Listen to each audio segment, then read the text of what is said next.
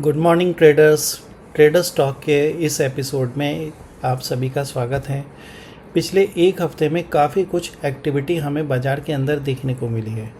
हमने ये भी ऑब्ज़र्व किया है कि जो हमने लेवल्स पिछले कई वीक से हम लोग डिस्कस करते आ रहे हैं, बाज़ार उन लेवल का बहुत अच्छी तरीके से रेस्पेक्ट कर रहा है, कहाँ पे रेजिस्टेंस की साइड। और जो हम लोग यहाँ पे अपने एनालिसिस में डिस्कशन कर रहे हैं कि भैया बाज़ार के अंदर अभी भी खतरे की घंटी बनी हुई है, राइट। वो खतरे की घंटी हमें वैसे ही एक्शन होते हुए हमें दिखाई दिया है। जैसा कि हम लोगों ने पिछले कई वीक से हमने ये एनालिसिस में अपने में लिया हुआ है कि डाउ जोन्स का ये जो चार्ट है, जिस प्रकार से ये ऊपर गया है, और इससे पहले भी इस तरह के एक्शंस डाउ जोन्स में हमें देखने को मिले हैं। उसके बाद में अगर डाउ जोन्स इस चैनल का ब्रेक डाउन करता है तो यहाँ से हमें एक डाउनसाइड या फिर एक फॉल डाउ जोन्स के अंदर हमें देखने को मिलेगा। तो इस वीक हमने इसका ब्रेकडाउन होते हुए देखा है। तो खतरे की घंटी, जिसका हम लोग पिछले कई दिनों से या कई हफ्तों से बोले तो हम लोग बोल रहे थे, वो खतरे की घंटी अब बजनी शुरू हो गई है, राइट। डाउ जोन्स का नीचे आना, ब्रेक डाउन करना चैनल का, यानी जो अप ट्रेंड इसमें बना हुआ था उस ट्रेंड को यहाँ पे डाउन ट्रेंड में हमें जो दिखाई दे रहा है, ये बता रहा है कि भैया धीरे धीरे पूरी दुनिया के जो स्टॉक्स मार्केट हैं अब यहाँ पे एक खतरे में हैं। अपसाइड अब उनके अंदर एक रिस्ट्रिक्शन हमें दिखाई दे रहा है। ऐसा ही कुछ हमें यहाँ पे नेस्डेक के अंदर देखने को मिल रहा है। नेस्डेक में यहाँ पे हमने यहाँ पे एक सपोर्ट का जोन मार्क किया था, प्राइस अब यहाँ से इसके नीचे आ रहा है, राइट। और आप लोगों को ध्यान हो तो हमने यहाँ पे देखा था कि अगर इस चैनल का ब्रेकडाउन होता है तो फिर स्ट्रॉन्ग जो सपोर्ट लेवल यहाँ पे नेस्डेक के अंदर है, वो अभी भी आप इस प्रकार से यहाँ ट्रेंड लाइन मार्क करके देख सकते हो कि ये जो लेवल है यहाँ पे 26,200 के अराउंड का, यही है एक स्ट्रॉन्ग सपोर्ट का लेवल, जिसके ऊपर इसने ब्रेकआउट किया और बहुत शार्प रैली ऊपर की साइड में दिखाई है, राइट। तो ये रैली आपको आने वाले दिनों में, आने वाले हफ्तों में इस लेवल तक नेस्डेक को नीचे लाते हुए दिखाई देगी, राइट। तो खतरे की घंटी की जिसकी हम चर्चा कर रहे थे वो यहाँ पे अब हो रही है। बात करें अपने आईटी सेक्टर की, तो अपने आईटी सेक्टर में एक रिवर्सल का ट्रेंड, राइट, एक दिखाई दिया है। ये ट्रेंड अब यहाँ से हमको और एक्सटेंड होते हुए दिखाई देगा, यानी कि मार्केट भले ही यहाँ से नीचे गिर रहा है, लेकिन आईटी सेक्टर में अब हमें बड़ी गिरावट यहाँ पे नहीं देखने को मिलेगी। हालांकि हमने देखा था इस वीक में इन्फोसिस के जो रिज़ल्ट आए हैं उससे बाज़ार बिल्कुल भी खुश नहीं हुआ, और इन्फोसिस में हमें फिर से एक यहाँ से फॉल दिखाई दिया। लेकिन उस फॉल के बावजूद भी इन्फोसिस अभी भी एक नए लो की तरफ नहीं बढ़ा है, यानी इन्फोसिस अभी भी यहाँ पे अभी भी 1000 के लेवल के ऊपर, अच्छे लेवल के ऊपर यहाँ पे बना हुआ है, राइट। तो इन्फोसिस सब बॉटमिंग पे है। टीसीएस की बात करो, एचसीएल टेक की बात करो, सब के अंदर भारी गिरावटें ऑलरेडी आ चुकी हैं। नेस्डेक जबकि टॉप पे है, हमारा आईटी सेक्टर डाउन से रिवर्सल दे रहा है तो वो टॉप से रिवर्सल दे रहा है। तो दोनों का बिहेवियर अब यहाँ पे एक अपोजिट ट्रेंड पकड़ चुका है, राइट। तो इससे हमें क्या पता चलता है कि आईटी सेक्टर में अब हमें ज़्यादा बेरिश नहीं होना है। मैं ये नहीं कह रहा हूँ बुलिश बन जाना है, बट ज़्यादा बेरिश नहीं होना। अगर मार्केट के अंदर गिरावटें आती हैं तो इसका मतलब हमें आईटी सेक्टर के अंदर भी गिरावट देखने को मिलेगी, लेकिन अब वैसी भारी गिरावटें या फिर अनसर्टेनिटी की माहौल की वजह से जो गिरावटें थी, वैसा माहौल अब हमें इसके अंदर देखने को नहीं मिलने वाला, राइट। तो आईटी सेक्टर पे हमारा व्यू क्या है, एक स्लाइटली बुलिश या फिर स्विंग आप इसके अंदर कह सकते हो कि हम इसके अंदर पॉजिटिव हैं। बात करें पीएसयू बैंक की, तो पीएसयू बैंक का स्ट्रक्चर भी आपको कुछ ऐसा ही इंडिकेट कर रहा है, राइट। ये सेक्टर भी हमें यही इंडिकेट कर रहा है कि भैया ज़्यादा इसके अंदर भी गिरावट का दौर हम शायद ना देखें, राइट। तो पीएसयू सेक्टर है, प्राइवेट सेक्टर बैंक है। प्राइवेट सेक्टर बैंक के अंदर भी गिरावट का दौर हमने पहले काफ़ी देखा था, बहुत ज़्यादा। बट प्राइवेट सेक्टर बैंक में सिर्फ और सिर्फ अगर आप देखें तो मेजर कंट्रीब्यूशन एचडीएफसी बैंक का ही आ रहा है, जिसकी वजह से यहाँ पे बैंक निफ्टी और प्राइवेट सेक्टर बैंक में हमें काफ़ी ज़्यादा गिरावटें देखने को मिली, राइट। एचडीएफसी बैंक का रिज़ल्ट के बाद जो प्राइस एक्शन हुआ है that is quite horrible price action हम इसको बोलेंगे। आप देख सकते हो कि एक तरीके से पूरा क्रैश ही किया है स्टॉक। वो स्टॉक यहाँ पे जो कि 840 के लेवल पे चल रहा था 740 100 रुपीज़ यहाँ पे या 100 पॉइंट्स HDFC बैंक यहाँ पे अपने प्राइस लूज़ कर चुका है। आप देख सकते हो बड़े बड़े इसके अंदर गैप डाउन हुए हैं, लेकिन अब HDFC बैंक हमें लग रहा है कि यहाँ से अब और ज़्यादा गिरावट नहीं दिखाना चाहिए, ये रुकना चाहिए यहाँ पे। और अगर ऐसा होता है तो शायद अगर बैंक निफ्टी में अब गिरावटें आएंगी तो उसमें अब HDFC बैंक का जो कंट्रीब्यूशन है वो अब हमें नहीं देखने को मिलेगा इतना ज़्यादा। अब हो सकता है कि कंट्रीब्यूशन और अदर बैंकिंग से आए, चाहे वो आप कोटक ले सकते हो, चाहे आप इंडसइंड बैंक ले सकते हो। इंडसइंड बैंक के रिजल्ट्स भी बहुत अच्छे आए और इंडसइंड बैंक ने काफ़ी बढ़िया प्राइस एक्शन भी दिखाया है, राइट। बट आप अगर इंडसइंड बैंक अगर आप चार्ट देखेंगे तो काफ़ी बढ़िया प्राइस एक्शन दिखाया है, बट अब इसके अंदर भी थोड़ा सा यहाँ पे रुकावट हमें देखने को मिल सकती है, या फिर ये भी एक फिर से जो ब्रेकआउट दिया है इसको रीटेस्ट करने के लिए इंडसइंड बैंक यहाँ पे आ सकता है आने वाले दिनों में, राइट। तो अगर गिरावटें बैंक निफ्टी में देखने को मिलती हैं तो HDFC बैंक का कंट्रीब्यूशन अब यहाँ पे कम रहने वाला है, ऐसा हम लोग चार्ट देख करके एनालिसिस से कह सकते हैं। ये बात करें निफ्टी की तो देखिए निफ्टी के अंदर पैटर्न का फॉर्मेशन बना करके ब्रेक डाउन हुआ है, राइट। और आप पैटर्न को इसको बहुत अच्छे से आइडेंटिफाई कर सकते हो, जहाँ पे ये एक हेड है, ये दोनों शोल्डर्स हैं, इसका यहाँ पे ब्रेक डाउन हुआ है।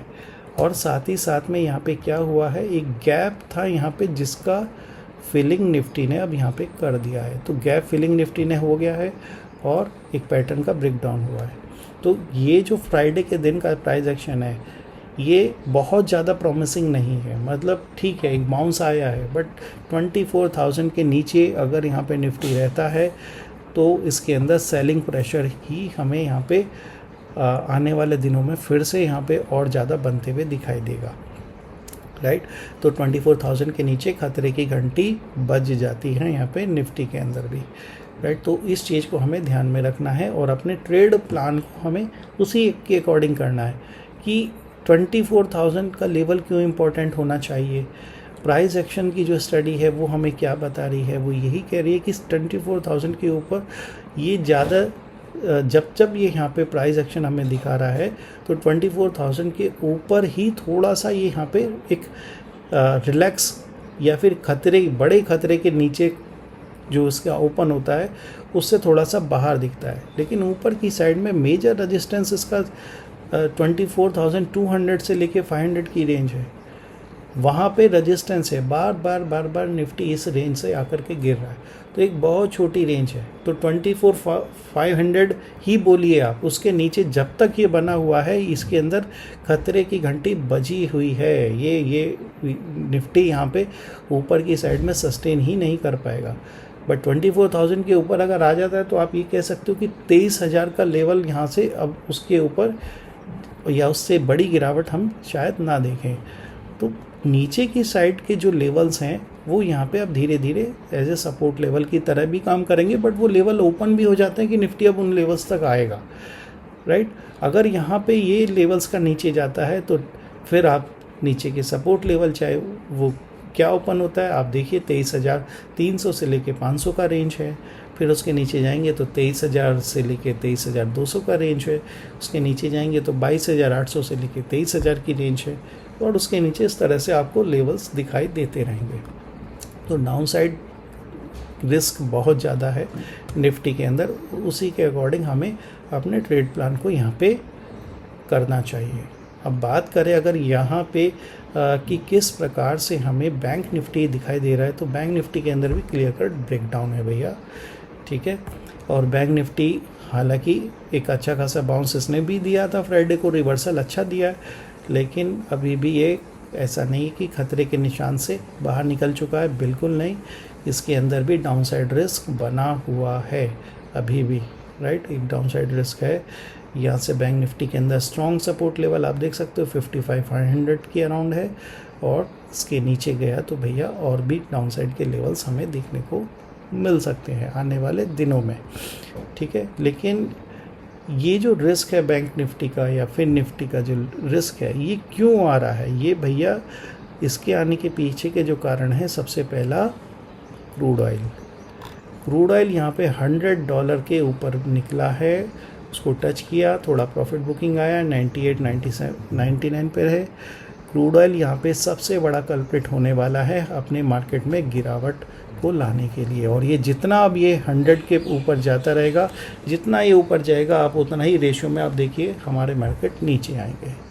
तो क्रूड ऑयल 100 के ऊपर सारे लेवल्स ओपन हो जाते हैं, चाहे 105 बोलो, 110, 115 या 120, ये सब लेवल्स ओपन हैं अब क्रूड ऑयल के लिए, ठीक है। तो जितना क्रूड ऑयल ये ऊपर जाएगा अपने मार्केट में, उतने ही यहाँ पे जो सेफ्टी है वो यहाँ पे कमज़ोर होती रहेगी, उतना ही ज़्यादा मार्केट के अंदर हमें गिरावटें देखने को मिलती रहेंगी। अब नेचुरल गैस 277 का लेवल देखिए, नेचुरल गैस एक सपोर्ट के पास में है, बार बार आप देखो तो नेचुरल गैस में भी इन्हीं लेवल के पास से ही यहाँ पे सपोर्ट लेवल हमें देखने को मिल रहा है। फिर से उसी लेवल के आसपास में आया है नेचुरल गैस। काफ़ी बड़ी गिरावट हमने इस लास्ट ट्रेडिंग सेशन में देखी, मतलब फ्राइडे के दिन में, जहाँ पे नेचुरल गैस एक अच्छी खासे लेवल से एक गिरावट का दौर हमें दिखाया है। बट सपोर्ट लेवल है, नीचे भी आएगा तो भी आप देखेंगे तो मल्टीपल सपोर्ट लेवल है, बार बार इन्हीं लेवल से ये घूम जाता है, राइट। और एक देखें तो ये कंसोलिडेशन का ही फेज़ है, जहाँ 288, 290 से लेके 265, 270 की रेंज में ही नेचुरल गैस का यहाँ पे हमें प्राइजेक्शन देखने को मिल रहा है। बात करें सिल्वर की, तो सिल्वर भी कुछ इसी प्रकार से प्राइजेक्शन दिखा रहा है। देखिए सिल्वर के अंदर गोल्ड है, सिल्वर है, आप ये मान के चलो कि 2,20,000 के आसपास या उसके नीचे जा रहा है तो इसके अंदर बाइंग आ रही है, राइट। लेकिन ऊपर की साइड में 2,30,000 और उसके ऊपर भी प्राइस नहीं टिक रहा है, पिछले कुछ दिनों से हम देख रहे हैं। तो एक रेंज के अंदर ये भी यहाँ पे एक ट्रैप प्राइजेक्शन दिखा रहा है। क्यों है?